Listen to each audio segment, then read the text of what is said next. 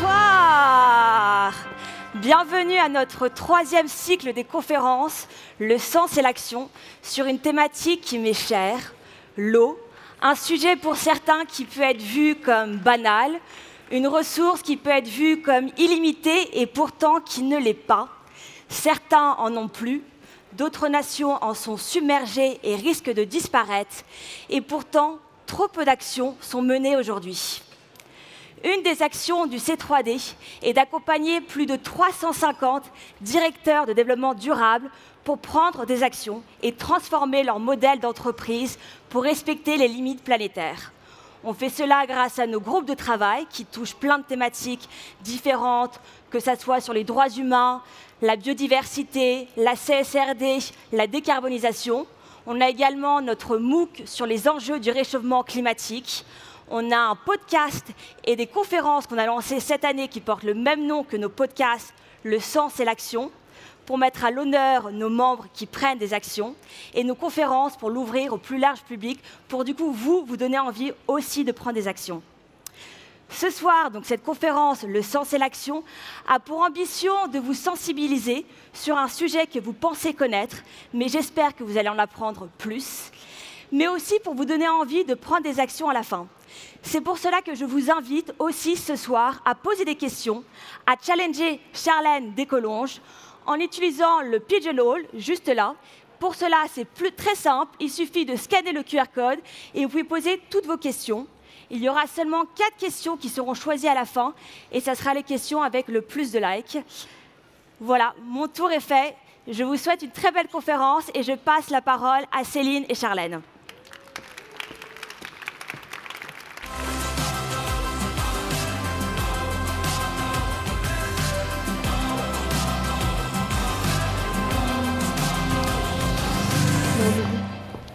Bonsoir. Excellente chauffe, Marie, merci. Je suis Céline Puffardichvili, Look Sharp. Ça fait 3 ans que j'ai le bonheur d'animer les podcasts Le sens et l'action, et maintenant, c'est les conférences. Et donc, ce soir, c'est avec Charlène Descolonges, en effet. Bois, Charlène, on ne sait jamais, plus tard, c'est peut-être plus difficile. Voilà. Charlène est ingénieure hydrologue.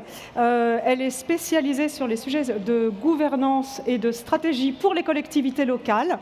Elle est autrice. Je vous conseille ce best-seller. Donc, on en fera la publicité largement. Non, blague à part, c'est hyper instructif et très... j'ai envie de dire, facile d'accès, on rentre par plein de sujets extrêmement concrets. Pour les entreprises, c'est quand même pratique. Et Charlène est aussi engagée. Elle est cofondatrice d'une association justement pour l'hydrologie régénérative.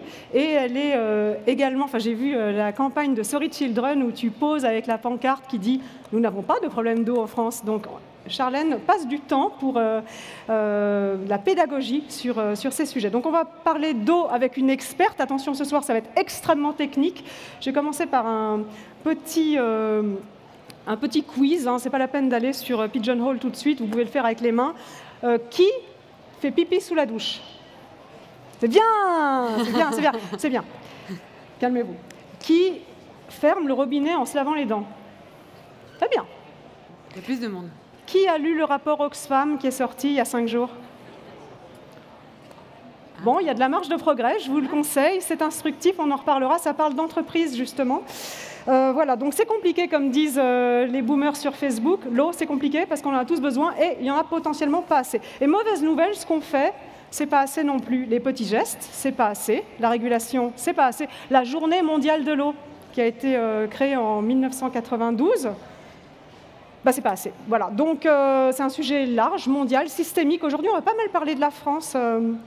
Et l'eau trouve toujours un chemin, comme on dit. En tout cas, dans les médias, en ce moment, l'eau trouve pas mal un chemin. L'eau trouve un chemin dans les salons des gens dans le Pas-de-Calais et les Hauts-de-France. Donc, ils sont super contents. L'eau trouvera peut-être moins un chemin dans le robinet d'autres régions en France cet été.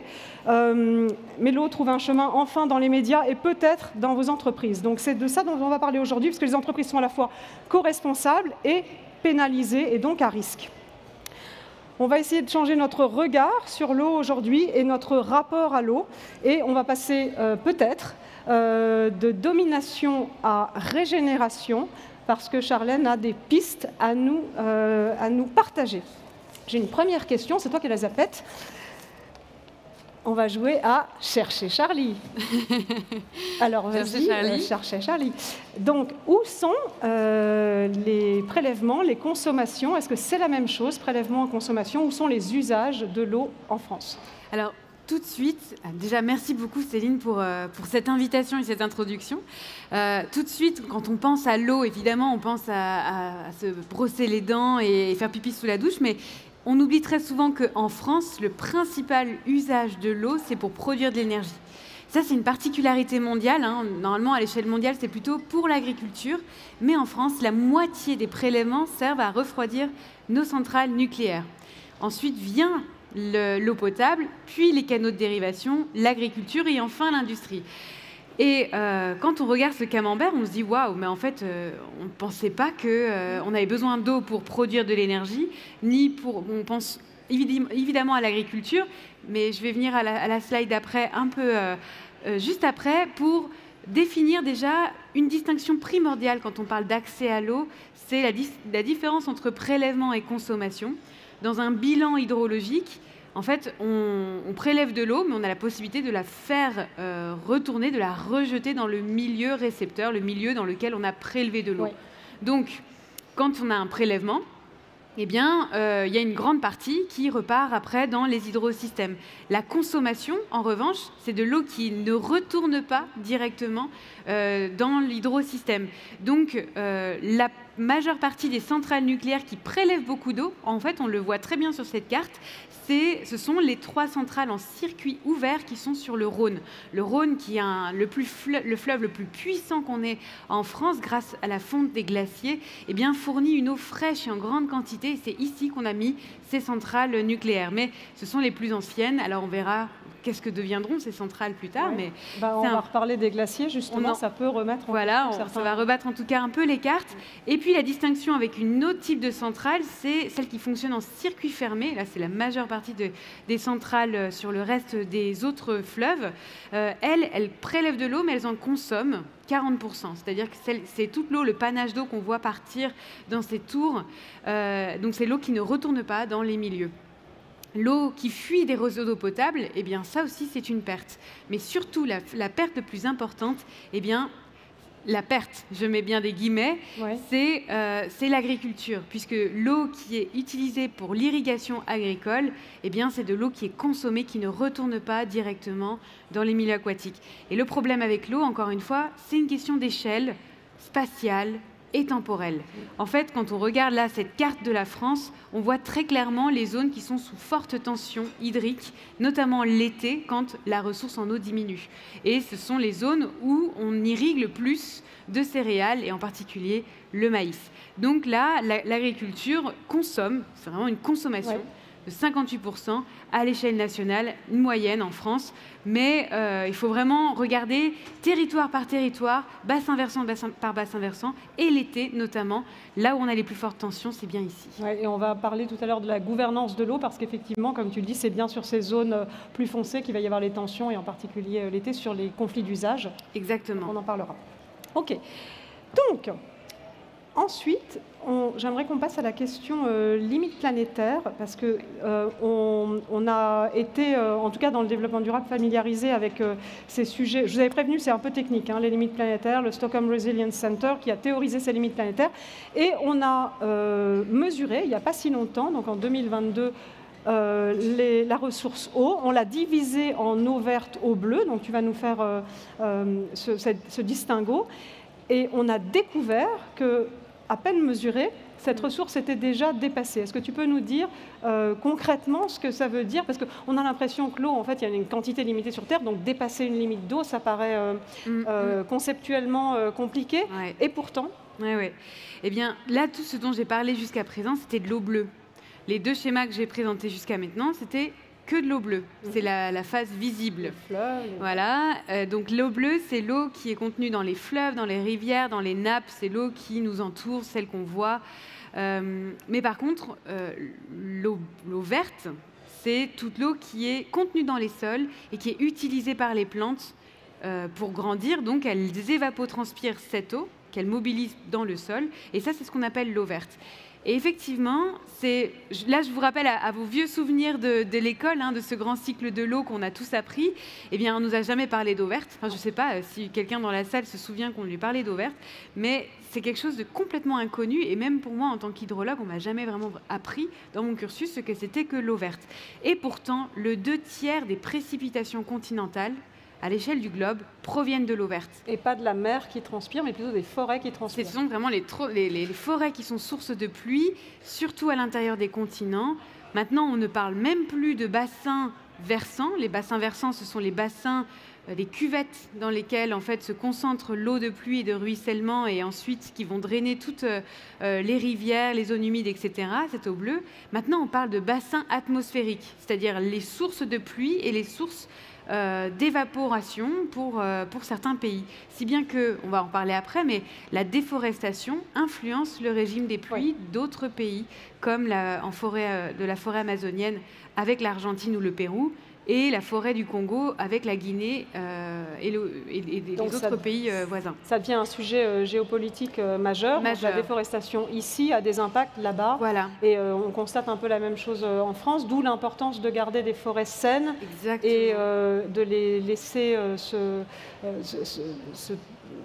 se gérer plutôt que de faire de la plantation de forêt. C'est quand même un sujet important pour nous. Il y a, avant de reparler des limites planétaires, il y a une autre controverse autour de l'eau verte qui a contribué, selon moi, à ce qu'on n'en parle pas. D'accord. C'est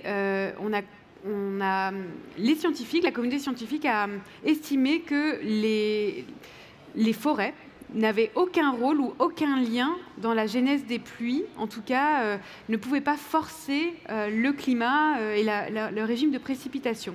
Ça, c'est ce qu'on appelle la théorie de la pompe biotique, et c'est ce qui est vérifié avec la forêt amazonienne. En fait, la forêt agit comme une véritable pompe climatique. Elle va attirer les pluies, en fait, en attirant les masses d'air qui arrivent de l'océan Atlantique. Elles évapotranspirent, elles créent un différentiel de pression au-dessus des canopées. Elles émettent en permanence des poussières, des virus, des bactéries, des particules aussi, qui vont être les noyaux de condensation pour la pluie.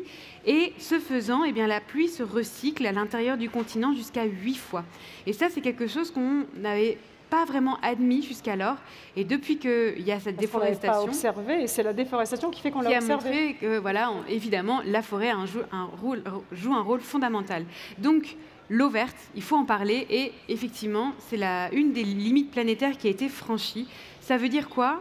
Ça veut dire qu'on se retrouve à avoir des sols soit trop secs, soit trop humides. Et depuis l'ère pré-industrielle, on est sorti de cette zone de variabilité naturelle où eh bien, on avait des sols qui avaient une humidité relativement variable avec les saisons. Et bien là, depuis en fait, l'agriculture intensive, depuis l'urbanisation, depuis la déforestation, depuis qu'on retourne des prairies, depuis qu'on décape des zones humides, eh bien, on n'a plus cette eau verte, ce tampon naturel qui se trouve dans les sols et qui permet d'avoir une humidité plutôt relativement constante. Et c'est ça qui fait les pics et les phénomènes de plus en plus violents. Enfin, ça contribue à ce genre de phénomène. Exactement. Et on retrouve maintenant la même chose au niveau de l'eau bleue. Et là, c'est ce qu'on voit sur cette image, sur ce graphique à la droite, où là, on voit que les extrêmes hydrologiques, c'est-à-dire des périodes d'étiage ou de basses eaux, sont de plus en plus longs et de plus en plus intenses. Et idem du côté des crues, eh bien, on a des crues plus intenses et plus fortes encore. Étiage, c'est ? Étiage, ce sont les basses eaux, les périodes de basses eaux. Et les crues, l'extrême inverse, hautes eaux. Eh bien, ces variabilités naturelles qu'on avait sur chaque fleuve, on a toujours connu des crues, on a toujours connu des étiages, mais là, ces variabilités sont de plus en plus marquées. Et c'est ce qu'on voit sur cette image. En fait, cette statistique a tendance à être déviée depuis l'ère pré-industrielle. Alors là, on a encore de nombreux facteurs. La construction des barrages, la canalisation des rivières, le fait de prélever beaucoup d'eau, le fait de surconsommer, etc. Eh bien, tout ça va perturber l'eau bleue. Et donc, ce sont vraiment ces deux limites planétaires qui marchent un peu l'une avec l'autre, qui ont été franchies. Alors là, sur la slide suivante, on va toujours parler de limites planétaires, mais peut-être du lien entre le climat, qui est aussi une limite planétaire qu'on a franchie, et l'eau, puisque les deux s'influencent l'un l'autre. Mais là, on va parler de l'impact climat sur l'eau. Oui. Alors, je ne sais pas quelle heure il est, si vous êtes Mais encore regarde, tous... tout va Oui, bien. 19h. Non, mais tout va bien. Non, mais c'est bon, tout le monde est encore là, parce que c'est vrai Non, que de toute façon, cette il y a image- apéro après, donc vous... Quelques minutes d'attention, focus très, très intense. Sur cette image donc, qui est tirée du rapport du GIEC, on voit très clairement le lien mais intime entre le cycle de l'eau et le cycle du climat. C'est vrai que depuis qu'on entend parler du climat, on ne pense que carbone. On pense très peu biodiversité, on pense très peu eau, et pourtant c'est complètement lié. Et je dirais même l'eau serait la mère des batailles tant elle relie tout ce système-là, quoi. Donc on voit sur cette image, les précipitations vont être modifiées et on va avoir une augmentation de la température. Ça, c'est quelque chose qui sera généralisé partout. On va avoir une baisse de l'enneigement et une accélération de la fonte des glaciers qui va perturber l'hydrologie, donc ce que je disais, le régime d'écoulement des eaux, avec des sécheresses et des crues plus importantes. Mais un des facteurs qui va profondément modifier ce grand cycle de l'eau, c'est l'augmentation de la température, puisque quand on réchauffe l'atmosphère, eh bien l'atmosphère va être un peu plus gourmand en eau, c'est-à-dire qu'il va avoir besoin d'eau pour dissiper l'énergie, si je puis dire, et donc on va avoir une demande évaporatoire un peu plus forte. Elle va se servir dans les sols et elle va se servir dans les végétaux. Et ça, eh bien, ça va créer des sécheresses des sols et des sécheresses ensuite dans les nappes, puisque les nappes ne pourront plus se recharger correctement puisque les sols vont se dessécher. Donc on a là vraiment le climat qui va bouleverser toute cette hydrologie. Et donc, en partant du haut jusqu'en bas, eh bien, on va avoir une disponibilité de la ressource en eau qui sera plus variable dans le temps et dans l'espace. Des rivières qui vont tantôt être à sec, tantôt déborder. L'humidité du sol qui, pareil, soit trop sèche, soit trop humide. Et à la fin, eh bien, des différents types de sécheresses. Des sécheresses météorologiques, ça veut dire un déficit de pluie. Quand elles se prolongent, on va avoir un déficit d'eau dans les sols, dans les rivières et dans les nappes. Et ensuite, on va avoir des sécheresses globalisées qui vont impacter et donc les pénuries d'eau et donc les conflits d'usage, etc. Donc des impacts socio-économiques multiples. Dont on va parler maintenant, puisque on va parler des impacts en cascade. On peut parler d'eau et de catastrophes en restant avec un peu d'humour. Mais effectivement, les grands dérèglements vont tous ensemble et ils sont tous liés. Tu viens de parler du climat sur l'eau, mais là, si on regarde les usages, on voit que tout est lié de la même façon. Est-ce que tu veux nous parler un petit peu faire un petit focus sur, alors forêt, on en a parlé, peut-être glacier et débit des fleuves, parce que ça c'est important. Et puis ensuite, j'aimerais qu'on parle plus du volet social. Quand on a fait une fresque du climat, on sait qu'à la fin, il y a la guerre. Mais c'est la même chose. Enfin, on parlait de guerre de l'eau, mais ça restait un peu théorique et loin.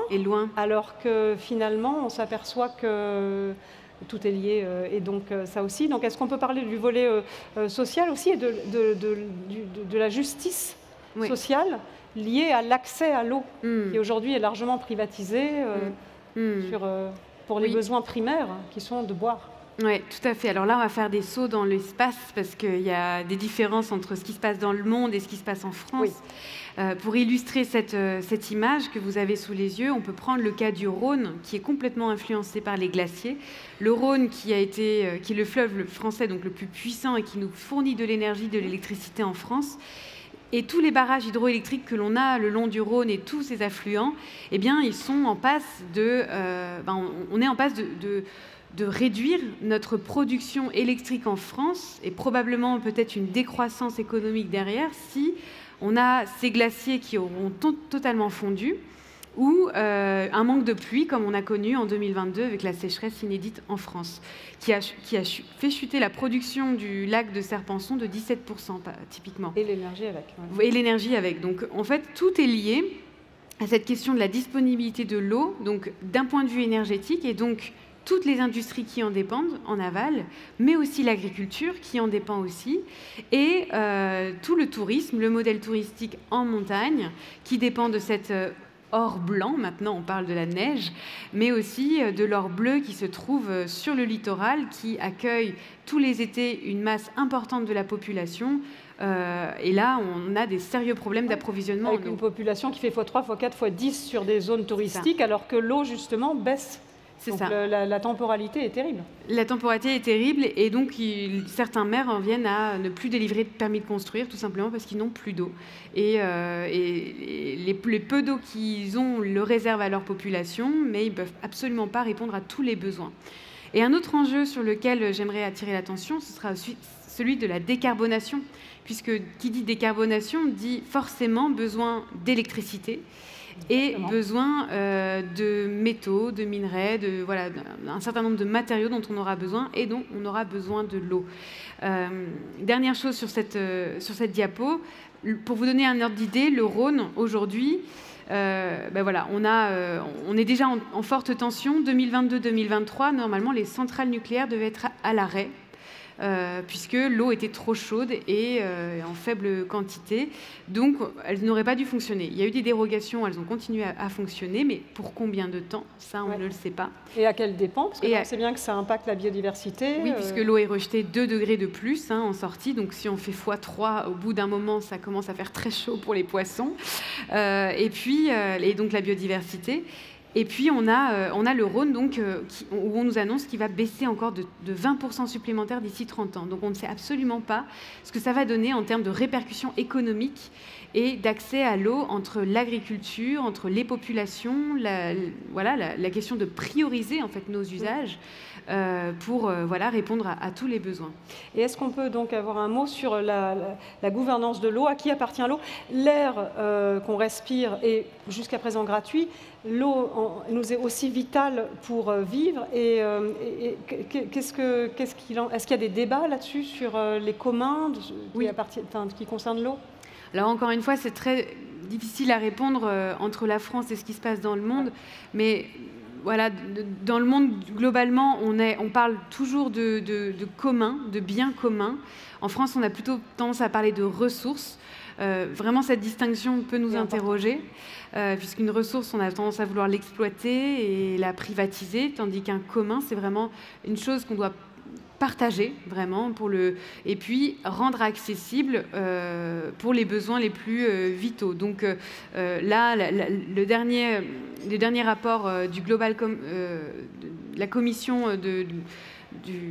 je me souviens plus du nom, pardon, mais en tout cas qui a travaillé sur la question de l'accès à l'eau, plaide pour une reconnaissance internationale de commun et que chaque être humain doit bénéficier, on doit l'inscrire dans notre droit international, un accès à l'eau pour répondre à ses besoins vitaux. Et que ce n'est absolument pas un bien à privatiser au détriment des populations locales, au détriment de toute une vie économique qui est au local. Donc on voit bien que quand on parle de biens communs, on touche à la question de la privatisation, du modèle de financiarisation de l'eau.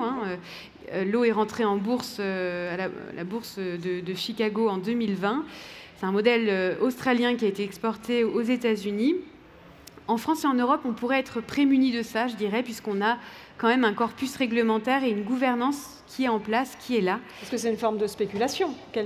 Oui, tout à fait. Quand l'eau diminue, hop, le prix de l'eau augmente. Bizarrement. Et donc, les agriculteurs, les petits agriculteurs notamment, ils ne peuvent plus irriguer. Et là, on voit des suicides d'agriculteurs massifs là où l'eau est financiarisée. Donc, c'est absolument pas dans le sens... Voilà, dans lequel on doit aller, mais vraiment instituer ce droit de commun et de bien commun à partager. Et en France, on a quand même la chance d'avoir un modèle de gouvernance qui marche, qui a ses limites, mais qui marche. C'est à ça que je voulais t'amener. Donc, voilà. Eh bien, peut-être petit sondage avant de répondre. Qui connaît les parlements de l'eau en France? C'est encore moins que pipi sous la douche, je crois. Ouais. C'est moins populaire encore, effectivement. Voilà. Là, la limite, elle est illustrée maintenant. Les parlements de l'eau, c'est notre modèle de gouvernance démocratique qui est censé être représentatif de la population, où on a des élus, des acteurs économiques, non économiques, et les services de l'État qui prennent des décisions sur la ressource en eau. Faut-il construire un barrage? Faut-il construire une centrale nucléaire? Une méga-bassine? Est-ce qu'il faut renaturer massivement des zones humides? Est-ce qu'il faut prélever plus d'eau pour une mine de lithium ou pas? Voilà, tout ça, c'est des choix qui sont opérés dans ces instances de gouvernance. Là, on se rend compte à quel point elles ont du poids. Parce que tout est gouverné par l'État, mais en fait, c'est vraiment les parlements de l'eau qui décident avec des instances plus démocratiques et plus ouvertes. Exactement. Mais c'est rassurant. Dans ces parlements de l'eau ne siègent pas les citoyens et encore moins des gardiens qui pourraient représenter les intérêts de la rivière ou d'un fleuve. D'accord, donc d'où les limites en termes de représentativité. D'accord. Alors, parlons des entreprises, si tu veux bien. Voilà, j'aime bien, on mange de l'eau verte. En fait, on utilise de l'eau, il y a de l'eau cachée. J'aime bien la comparaison aussi avec le carbone, parce qu'on a de l'eau quand on produit des biens, ou évidemment de la nourriture, en amont chez ses fournisseurs, son approvisionnement, mais aussi en aval en fonction des usages que l'on propose à ses clients. Donc, est-ce que tu peux nous parler des secteurs économiques et de leur rapport à l'eau ? Alors, quand on regarde cette image, on a du mal à se situer. Je ne sais pas, vous qui dirigez les entreprises, à savoir où est-ce que je me situe finalement. Ce qu'il faut retenir, c'est qu'effectivement, on mange de l'eau. On mange 4000 litres d'eau par jour, à peu près. C'est vraiment plus que la moyenne mondiale, qui est autour de 2500 litres. En fait, on a une empreinte eau. Comme on a une empreinte carbone, c'est très difficile à comparer entre les deux, on y reviendra. Mais retenez une chose, c'est que notre empreinte eau est directement liée à notre régime alimentaire. C'est ce que montre cette image à gauche, où on a 37% qui est lié à notre consommation de viande, 10% pour les produits laitiers. Donc tout de suite, on se dit, waouh, en fait, si on changeait rien que notre alimentation, on aurait une empreinte eau beaucoup plus faible, moins riche en eau virtuelle. Donc tout ça, c'est lié évidemment à l'eau verte. Et l'image, le camembert de droite, doit nous interpeller puisqu'on importe de l'eau virtuelle via tous les produits qu'on échange dans le monde, du café, du chocolat, des bananes, tout ce qu'on veut. En fait, tout ça, c'est de l'eau virtuelle qui a été virtuelle, mais bien réelle, de l'eau cachée, qui a été utilisée d'un pays et qui est importé chez nous en France. C'est pareil, nous, quand on exporte des céréales, eh bien, on exporte de l'eau virtuelle ailleurs. Donc quand on fait la balance, eh bien, on se retrouve quand même assez importateur, mais on utilise quand même beaucoup d'eau virtuelle chez nous en France. Donc les industries, finalement, on se dit, oh, 4%, ça va, c'est pas beaucoup. Mais en nombre de millions de litres, ça commence à causer. C'est vrai, en fait, c'est tout simplement parce qu'on mange 3 fois par jour et qu'on a une empreinte eau très, très riche. Les besoins industriels restent néanmoins très importants. Et en fait, tout dépend de ce que l'on compte. C'est toujours pareil. Qu'est-ce qu'on va compter? Est-ce que c'est la pollution qu'on va émettre dans une rivière, ou est-ce que cette eau verte qu'on a empruntée à un sol, à une forêt? Et ça, tout ça, voilà, c'est des méthodes de calcul qui sont différentes selon ce qu'on veut compter ou pas. Ce qu'on peut retenir, c'est qu'on est quand même accro à l'eau. Alors, il y a un mot pour ça, drogué à l'eau, c'est potomane. D'accord, oui, potomane. Sérieux, je t'apprends. Je ne savais pas. Écoute, voilà. Et pourtant, c'est marrant. Potomane, quand on boit trop de l'eau. J'aimerais qu'on fasse des focus sectoriels. Alors, évidemment, on ne va pas échapper au focus de l'agriculture, parce que c'est vraiment fortement dans l'actualité. Mais je vais vous annoncer les 2 autres secteurs que j'aimerais parce que c'est moi qui décide, que j'aimerais qu'on étudie. L'industrie, tu l'as évoqué tout à l'heure aussi avec les usages cachés. Et une qui est encore plus cachée, je trouve, quand on a commencé à la regarder, c'est le digital, l'électronique, l'IA. A une empreinte eau monumentale. Donc, si tu veux passer sur celle d'après. Alors, celle d'après, je ne suis pas sûre que... Je crois qu'on sera sur les solutions. Oui, c'est ça. Ah oui, on est direct sur les... On va rester là-dessus. Oui, tu as raison. Mais effectivement, les industries, elles ont... Alors, pour faire l'agriculture, on en a un peu parlé peut-être.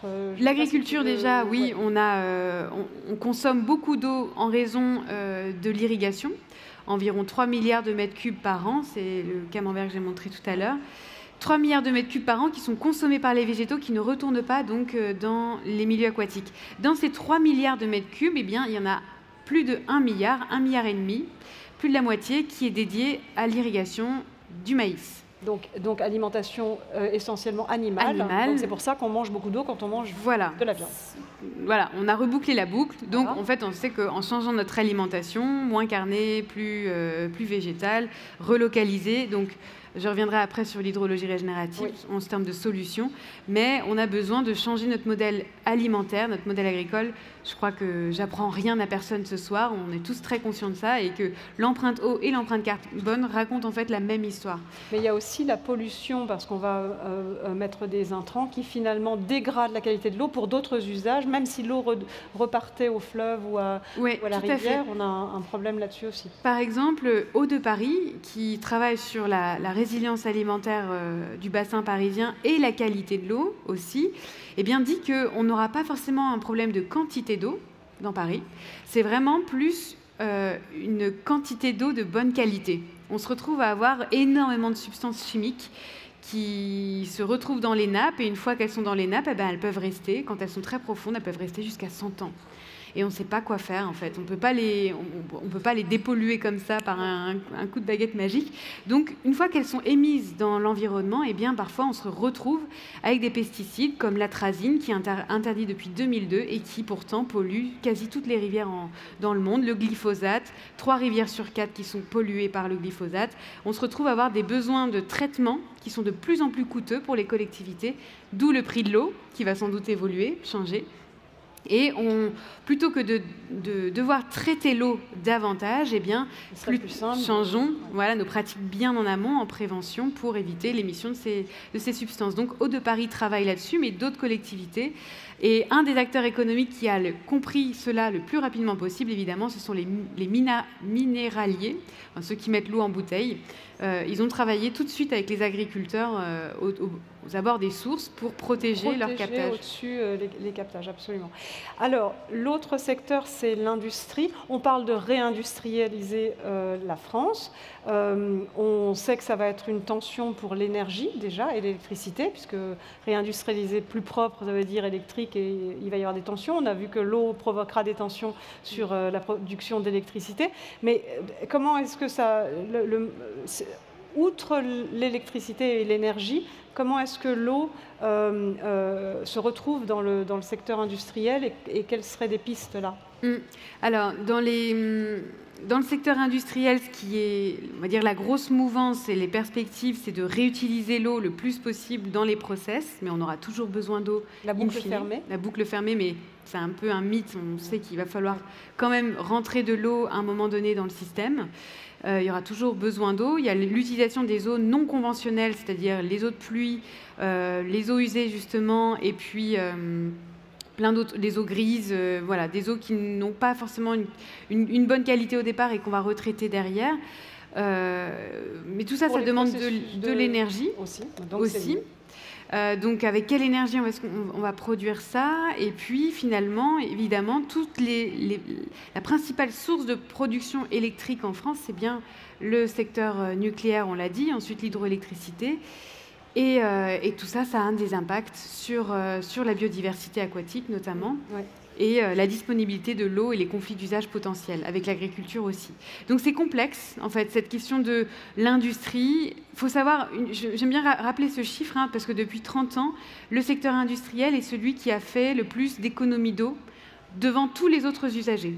Donc ça, c'est positif. C'est plutôt positif, mais on peut lire derrière aussi une forte délocalisation de certaines industries. Exactement. Donc si c'est l'eau cachée dans l'industrie qu'on a exportée... Et qu'on cherche à reporter, à relocaliser, eh bien, en fait, c'est ça le problème, c'est qu'on se retrouve déjà dans des secteurs qui sont sous tension très forte, et que toute nouvelle demande de relocalisation pour une certaine souveraineté, que ce soit pour les minerais, que ce soit pour l'agriculture, pour le textile, les médicaments, ceux qu'on veut, en fait, on va rajouter une couche en plus sur les tensions.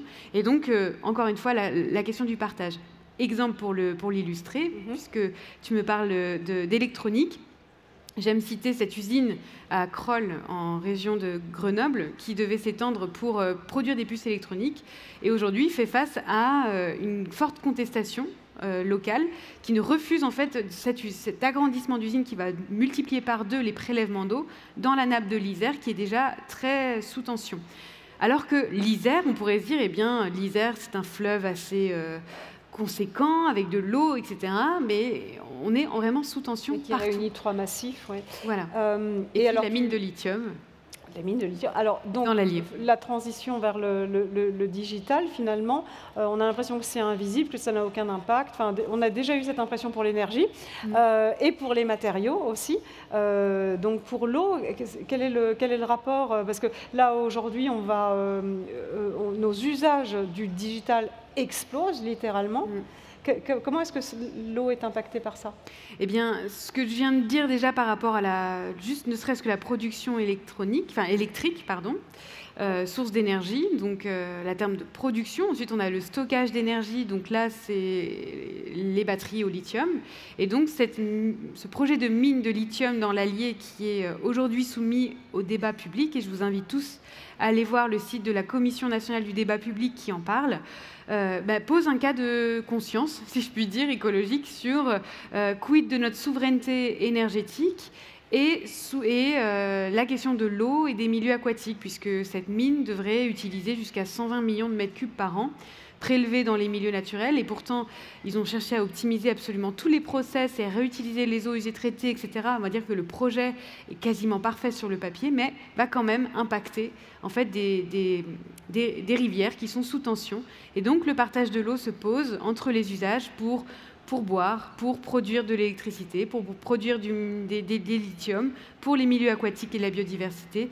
Et donc voilà, on est vraiment au cœur là d'un sujet systémique. Là, systémique. Pour le coup, là, on y est, ouais. Et autre exemple pour illustrer cela aussi, donc cette mine de lithium devrait normalement alimenter 4 gigafactories dans le Nord. Eh bien, il y en a une sur les 4 qui a été refusée par manque d'eau sur le territoire. Donc on est vraiment face à, c'est pas des conflits de l'eau en France, c'est une raréfaction, mais presque en tout cas, on y est. Ouais, donc d'où ton panneau Sorry Children. Oui, on a aussi des problèmes d'eau en France. Alors, on va essayer de passer, j'hésite à dire solution, parce que rien n'est si simple, mais des pistes pour... alors, j'ai envie de dire, comme d'habitude, sobriété, voilà, forcément. Mais il y a d'autres pistes dont tu vas nous parler et on va passer au côté un peu plus clair du sujet, sur ce qui te donne de l'espoir après aussi, parce que je pense qu'on a besoin de se nourrir de ça pour avancer. Tout à fait. Alors, on l'a compris, hein, sobriété, ça regroupe pas que l'énergie, évidemment, l'eau est complètement liée à ça. Sobriété en matériaux, sobriété numérique, tout est lié. Au-delà de la sobriété, j'aime parler en fait de son cousin qui est la résilience, puisqu'on a compris que les extrêmes allaient être de plus en plus intenses. Et une des voies que j'ouvre par rapport à la question de la résilience des territoires, des entreprises, d'une population, c'est celle de régénérer massivement les hydrosystèmes. Et ça, c'est on va dire, le cas qu'on aime bien illustrer quand on parle d'hydrologie régénérative. En fait, on parle de tout simplement ralentir ce cycle de l'eau qu'on a accéléré. Et j'aime à dire aussi qu'on ralentit finalement un peu nos modes de vie. Si on ralentit l'eau, on ralentit aussi nos modes de vie. Et j'aime beaucoup comparer les deux, puisqu'on a vraiment fortement accéléré ce cycle de l'eau, accéléré nos modes de vie, de consommation. On va chercher à la ralentir. Alors là, sur cette image que vous voyez, c'est un bassin versant complètement à nu, classique, hein, je dirais, même dans les Hauts-de-France, c'est ce qu'on voit assez classiquement, et à droite, un bassin versant régénéré avec des aménagements qu'on appelle des baissières. Ce sont des fossés végétalisés qui sont construits perpendiculairement à la pente et qui vont permettre de ralentir l'eau. La petite goutte de pluie va faire des cheminements très lents, le temps d'infiltrer dans le sol et de nourrir la végétation, puisque la végétation, comme je le disais, évapotranspire de l'eau verte, mais l'eau verte peut reprécipiter, soit localement ou à côté, en fait, de l'eau bleue.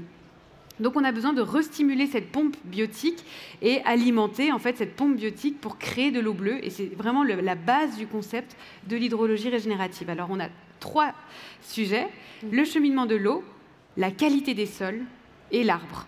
Et vraiment, ça, c'est notre triptyque indissociable qui raconte une histoire fabuleuse dans le temps, parce que quand on change le cheminement de l'eau, c'est immédiat, c'est rapide. On voit tout de suite quand l'eau s'est infiltrée. Par contre, pour retrouver de la vie dans un sol, il va falloir plusieurs années. Et pour avoir un arbre qui va réactionner la pompe biotique, il va falloir 10 ans. Donc, c'est vraiment maintenant qu'on doit s'intéresser à ça, puisqu'on se projette sur du long terme. Et pour illustrer un peu mes propos, ça, c'est l'image d'une ferme dans un ranch au Mexique qui a été photographié par mon ami Simon Ricard et qui montre bien ce keyline design. C'est une manière de concevoir les paysages pour infiltrer l'eau de pluie à travers des baissières, mais aussi des arbres, des rangées d'arbres qui vont permettre de stimuler cette eau verte. Il y a des acteurs en France qui utilisent ce dispositif. Enfin, je ne sais pas, c'est pas un dispositif, c'est une manière de autre concevoir. Philosophie de l'aménagement du territoire, finalement. Tout à fait. Alors, anti-bassine, on est d'accord. Complètement. Oui, c'est vraiment le contre-pied. C'est-à-dire, regardez, on a une autre voie qui est plus tournée vers le vivant et plus sur le long terme. Et ça, on a plusieurs agriculteurs qui ont commencé. Dans le sud, dans les milieux viticoles, ça s'y prête très bien. Dans la Drôme aussi, mais ce qui est génial, c'est qu'en fait, on peut le faire partout, en arboriculture, en vigne. Il faut quand même un petit relief. Un petit peu de pente, oui, évidemment. Non, mais recréer, pourquoi pas, le keyline, on peut même le faire. J'ai vu une étude en Belgique qui l'a fait, donc un territoire a priori très plat, mais qui a réussi à retrouver des pentes pour faire du keyline fabuleux. Ils ont réussi à écréter les pics de crue, ils ont réussi à quantifier ça. Mais voilà, vraiment, on peut le faire partout, je pense, et recréer des talus, des haies, des bocages, tout ce qu'on a remembré finalement avec l'agriculture intensive. Donc ça, c'est le genre de projet à démultiplier. Avec une facilitation des pouvoirs publics? Oui, avec les pouvoirs publics. Donc on va mener avec l'association des expérimentations avec des agriculteurs volontaires et des collectivités, donc sur le bassin du Rhône. Donc pendant 2 ans, on va étudier ça, mais on a aussi besoin des acteurs privés qui font partie de cette chaîne alimentaire et qui peuvent aussi aider, contribuer en fait au déploiement massif de ces aménagements-là. Et je pense que finalement, toute entreprise qui nourrit ses collaborateurs et qui dépend nécessairement d'une filière agroalimentaire peut très bien en fait, encourager le déploiement de ces aménagements-là. D'accord. Alors, on va passer à la partie qui te donne de l'espoir. On a peu parlé du droit, mais je pense que c'est un sujet qui te tient à cœur et que tu as en commun avec Marine Calmet, qui elle aussi, en ce moment, se bat pour les sujets de la Seine. Et toi, tu parles de la Garonne. Donc, est-ce que tu peux nous parler de ce qui est en train d'émerger? Oui. Avec plaisir. Alors j'ai vraiment 2 sources d'espoir, vous l'aurez compris, l'hydrologie régénérative et le fait de reconnecter chacun d'entre nous en fait, à sa rivière ou à son fleuve. En parlant des droits, en fait cette histoire du droit, elle ne vient pas des hydrologues, bizarrement, c'est plutôt les juristes qui eux-mêmes ont une haute lecture du droit et qui s'interrogent, et si on pouvait donner des droits à une rivière ou un fleuve, qu'est-ce que ça changerait? Eh bien, beaucoup de choses. Et Bruno Latour en était le premier ambassadeur dans le livre de Camille de Toledo, Le fleuve qui voulait écrire, que je vous encourage tous à lire. Un beau pavé, mais qui très, très surprenant. Eh bien, montre une autre voie possible pour justement défendre ces hydrosystèmes qu'on a maltraités pendant des années. Et on voit apparaître plusieurs initiatives sur la Loire. Tu as parlé de Marine Calmet sur la Seine. Elle a aussi initié quelque chose sur la Garonne. Et on a vu quelque chose d'assez surprenant sur le Rhône, qui a terminé en fait, sa phase exploratoire. En fait, ils ont tiré au sort 25 personnes sur le bassin du Rhône, en Suisse et en France, une sorte de mini-convention citoyenne. Ils les ont formés pendant 2 ans. Ils ont rencontré des experts, ils sont allés voir le Rhône, ils ont posé un diagnostic. Et la question, c'était de savoir, est-ce qu'on donne ou pas un droit au Rhône d'exister, de plaider en justice s'il venait à être attaqué, voilà. Eh bien, ils ont répondu que oui, il fallait défendre le Rhône. Et pourtant, ce n'étaient pas ceux qui manifestaient contre les méga-bassines à Sainte-Soline, hein, loin de là. Une fois que tu es made aware, quoi, tu as envie de... Ouais. Exactement. Et donc, ils ont aussi... se sont imprégnés du système suisse de démocratie directe, etc. Donc, très intéressant. Et donc, moi, ce qui me donne l'espoir, c'est d'investir, en fait, des personnes qui, a priori, n'ont rien à voir avec le sujet de l'eau, mais une fois qu'on leur donne l'information, elles sont capables de défendre, en fait, leur rivière parce qu'ils sentent au plus profond d'eux qu'ils sont reliés à cette rivière et que c'est leur vie qui en dépend. Et puis, pas que leur vie, mais celle de leurs enfants aussi. Oui, c'est un legs finalement, le fleuve ne nous appartient pas. Est-ce qu'il y a en ce moment même des conflits ou est-ce que ce droit est mis en application en ce moment ou est-ce qu'il reste théorique? En France, oui. Malheureusement, aussi en raison de notre gouvernance qui a son mérite d'exister, mais qui a un poids administratif, institutionnel très lourd et qui malheureusement donne très peu de place en fait à ce genre d'initiative. Donc moi, mon but, c'est un peu de les faire parler, de connecter ces deux choses-là, mais ailleurs dans le monde, parce qu'en fait, on a une autre culture. En Équateur, qui a inscrit les droits de la nature en 2008 dans sa constitution, qui aussi a influencé la Colombie avec le fleuve Atrato, qui est aujourd'hui protégé, reconnu comme un sujet de droit. En Nouvelle-Zélande aussi, avec le fleuve Lawanganui, avec les peuples autochtones de Nouvelle-Zélande. La Nouvelle-Calédonie, pareil, avec les peuples autochtones, qui ont une relation très particulière, familiale, en fait, avec leur fleuve. Et nous, on l'a perdu, en fait, malheureusement, et c'est peut-être ce lien sensible d'attachement qu'on pourrait reconnecter, en fait, à chacun d'entre nous. Et plus proche de nous, c'est la Mar Menor en Espagne, qui a été inscrite comme un sujet de droit par la voie constitutionnelle. Donc là, c'est plein d'espoir aussi, au plus haut point. Ouais. Donc si en France, on y arrive un jour, ce serait juste merveilleux. On pourrait juste cesser d'être en retard sur toutes ces évolutions-là. Ouais, parce qu'on dit souvent qu'on est en avance en France sur des tas de sujets liés au développement durable, mais c'est peut-être par sujet, par à-coup. En tout cas, moi, je suis ravie qu'avec... effectivement, Emma Aziza, qui a été aussi une grande pédagogue sur ces sujets, mais le métier d'hydrologue monte au créneau avec force, conviction et des efforts si tu veux faire une page pub sur ton bouquin, parce que quand même, oui. Voilà, donc il faut en parler, en fait, pour connaître ces sujets.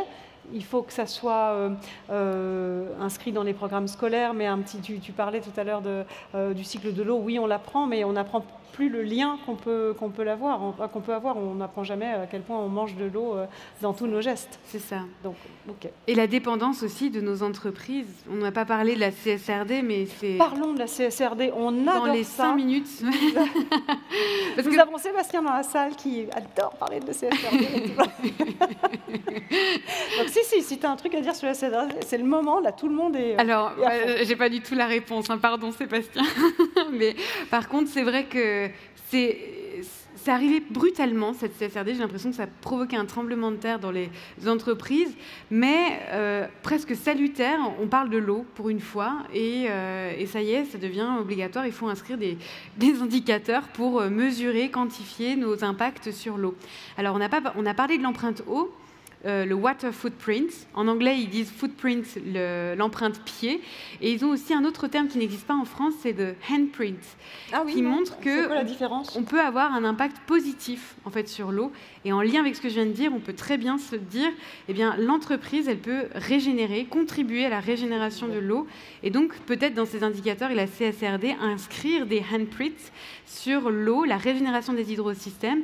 Ça fait partie, alors j'ai regardé cet après-midi la fiche technique de l'ESR3, du CSRD, c'est passionnant, mais on parle pas du tout, on parle très rapidement de la régénération des écosystèmes, etc., mais qui vient en queue de fil de... Mais tu veux dire que financièrement, on pourrait, même si on n'est pas une entreprise de l'agroalimentaire ou de la tech, on pourrait participer à la régénération des écosystèmes liés à l'eau. Ouais, alors soit par le biais d'un fonds, fondation, mécénat, mais aussi des financements privés avec un faible retour sur investissement ou autres mécanismes à trouver qui permettent de régénérer, déployer ces solutions fondées sur la nature, investir dans des entreprises qui sont innovantes à ce niveau-là. Et je ne parle pas que d'innovation technologique, mais bien au service du vivant. Bon, c'était fantastique. Je ne sais pas si vous êtes d'accord, mais moi, j'ai appris plein de trucs. Est-ce qu'on a, avant les applaudissements, des questions parce qu'on voudrait réserver du temps aux questions du public avec Marie qui pourrait remonter... Plein de questions. Oh là là. Moi, je ne suis pas sûre d'avoir tout retenu, mais en tout cas, pour ceux qui nous suivent sur le LinkedIn Live, on sait qu'on a eu un petit bug au début, mais en tout cas, sachez qu'il y aura un replay pour ceux qui n'ont pas pu suivre le début de la conférence. Donc, désolée si je te fais répéter, Charlène, ce soir, mais on avait pas mal de questions. La première question que j'ai pour toi, c'est l'accès à l'eau. Doit-il être vu comme un droit humain ou faut-il le financiariser ? Eh oui, on a souvent cette question qui revient. On en revient, qui boucle la question de ressources ou biens communs. Le modèle de financiarisation, j'en ai parlé, c'est un modèle australien qui répond finalement la demande par rapport à l'offre et tente de réguler cela, mais finalement des retours d'expérience dont on dispose sur cette financiarisation, c'est qu'elle profite surtout en fait à les plus gros, les plus puissants, qui s'accaparent la ressource et qui ne va pas dans une optique de régénération ni de partage de la ressource avec les autres usages, notamment sur le territoire et les peuples qui en dépendent. Donc la financiarisation, plutôt non. Et puis, de toute façon, en Europe, on n'est pas parti sur cette voie-là. On est plutôt parti sur la reconnaissance de communs ou de biens communs, mais qui pourrait être inscrite totalement, en fait, comme un droit humain fondamental à l'échelle internationale. Et c'est ce vers quoi on doit tendre. Top. Vous avez aussi parlé de la guerre de l'eau. Et j'ai eu pas mal de questions pour savoir combien de temps est-ce qu'on a parlé de la guerre de l'eau et surtout pour quand est-ce qu'elle est prévue selon les experts. Oula. D'abord, c'est les guerres de l'eau, non? Les guerres de l'eau. Oui, il y en a plein. Ouais, on a beaucoup. Alors, les guerres de l'eau, on en a beaucoup parlé, et puis je pense qu'elles nourrissent énormément de récits dystopiques autour de ça, et je ne vais pas trop m'attarder dessus, et je n'ai pas de boule de cristal pour prédire en fait des guerres de l'eau. Mais en fait, alors le signe de la Journée mondiale de l'eau qui vient de se passer là, le 22 mars dernier, c'était sous le signe de la paix. Et vraiment, je pense qu'on peut retenir cet acte fort de dire en fait, l'eau n'est pas forcément un outil qui va nourrir des conflits. Et pourtant, ils existent, hein, on le voit partout, en Afrique, en Asie, mais plutôt comme un moyen de dialogue et de fait de construire des ponts plutôt que des barrages, construire des ponts entre les mondes et les acteurs qui doivent se parler, se mettre autour de la table pour partager l'eau comme un commun plutôt que une ressource à s'accaparer. Donc l'eau plutôt vue comme un lien de paix qu'une arme de guerre. D'accord. Note d'espoir. Oui, une note d'espoir aussi. Oui. Vous avez aussi parlé du coup de la CSRD. Et est-ce que ça serait possible d'avoir peut-être une réglementation qui pourrait s'assurer que les fournisseurs ne polluent pas ou en tout cas réparent les dommages qu'ils font au sol? Waouh. Oui. Alors déjà, si on applique la CSRD, on sera bon, je crois. Ce sera vraiment très bien. Si même on arrive à appliquer nos corpus réglementaires sur la loi sur l'eau, ce sera encore mieux.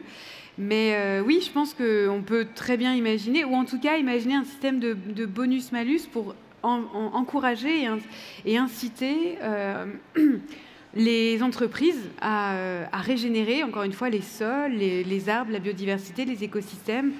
En tout cas, privilégier ces entreprises-là plutôt que celles qui vont aggraver les dommages sur l'hydrologie. Et pour terminer quand même sur une note positive et surtout pour donner à tout le monde de l'action, quel est votre écosystème, à votre avis, qu'il faut préserver en priorité pour maintenir nos ressources d'eau? Merci pour cette question. Je ne sais pas qui l'a posée, mais merci. Merci aussi à tous les autres, hein, mais celle-ci me touche puisque l'écosystème dont je parle le plus en conférence, notamment, c'est les zones humides. Les zones humides, pardon. Les zones humides, on dit souvent, ce sont des zones utiles. Et si les zones humides existaient, vraiment en termes de sujet de droit, encore une fois, et qu'on devait les payer pour tous les services qu'elles nous rendent, gratuitement, elles seraient sans doute millionnaires, mais vraiment parce qu'elles sont incroyables. Certaines études ont même, alors j'ai tendance à avoir un peu peur de financiariser des entités naturelles, mais juste un chiffre comme ça, si on rétribuait le rôle épuratoire des zones humides, eh bien, on pourrait les payer 2 000 € à l'hectare, à peu près. Donc, fois le nombre de zones humides en France, en Europe, dans le monde, elles seraient très riches. Mais elles sont riches par aussi leur biodiversité. Elles sont des habitats des amphibiens, des oiseaux, qui sont des espèces en voie d'extinction, surtout en France. Et pour l'hydrologie, ce sont des inévitables alliés, puisqu'elles vont faire éponge c'est-à-dire absorber les trop-pleins d'eau et redonner de l'eau en temps de sécheresse. Elles vont stocker du carbone, donner des lieux refuges pour la biodiversité en temps de canicule. En fait, elles sont vraiment multifonctions, couteau suisse, tout ce que vous voulez, elles font absolument tout. Et elles ne demandent rien, si ce n'est que d'être protégées et voilà, même restaurer. Certaines actions visent à restaurer, réhumidifier ces zones humides. Alors on en retrouve partout, hein, en montagne, les tourbières, jusqu'au marais salant au niveau de l'exutoire. Donc voilà, ces zones humides, elles sont fabuleuses, merveilleuses. Je pourrais en parler des heures, mais à respecter, préserver en tout cas ces zones humides, ouais, absolument. Alors, il nous reste à te remercier vraiment, Charlène, pour ton effort de pédagogie et de ramener ce sujet au sein des entreprises. Merci à vous d'être restés et d'avoir répondu présent pour cette conférence Le sens et l'action du C3D. Et je crois que c'est l'heure de l'hydratation. Oui. L'hydratation du soir, c'est le cocktail. Merci, Charlène. Merci, Camille.